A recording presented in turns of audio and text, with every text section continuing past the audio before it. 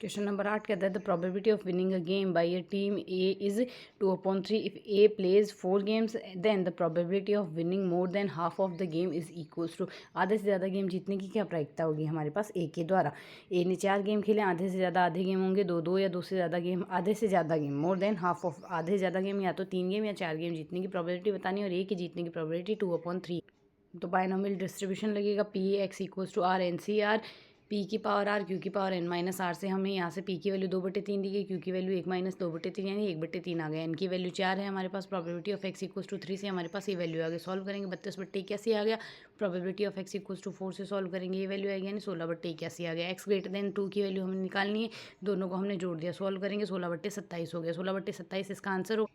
First option यहाँ से इसका हमारे पास करेक्ट आंसर आ जाएगा। नेक्स्ट कहता है alpha beta are the roots of A X square plus B X plus C equals to 0 if delta equals to B square minus 4ac then alpha plus beta alpha square plus beta square alpha cube plus beta cube are in GP. ये GP में अगर होंगे तो हमें बताना है इनमें से कौन सा करेक्ट होगा।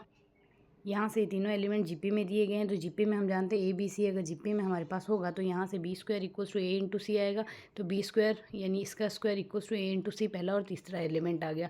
सॉल्व कर लेते हैं, इसका होल स्क्वायर हमने यहाँ से खोल दिए, इसमें +2 अल्फा बीटा जोड़ दिया और -2 अल्फा बीटा घटा दिया, जो प्लस किया है वो तो होल स्क्वायर में चला गया, माइनस वाला एज इट इज़ रह गया। यहाँ से इसको भी हमने as it is write out कर लिया, a³ - b³ में हमने यहाँ से सॉल्व कर लिया इसका होल स्क्वायर बनाने के हिसाब से।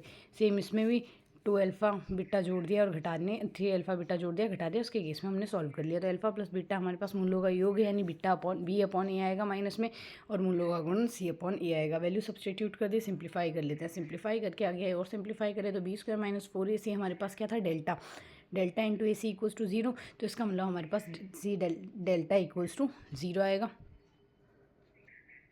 मतलब B C into delta equals to 0 था, इसका मतलब C delta equals to 0। Third option इसका हमारे पास यहाँ से करेक्ट आंसर होगा। नेक्स्ट क्वेश्चन कहता है if 10 bulbs are faulty out of 100 bulb, 100 में से 10 बल्ब फॉल्ट है हमारे पास यानी ख़राब है, the probability that no bulb is fault in a sample of 5 bulbs. 5 bulb का सैंपल लेना है, उसमें कोई सा भी बल्ब फॉल्ट नहीं होना चाहिए।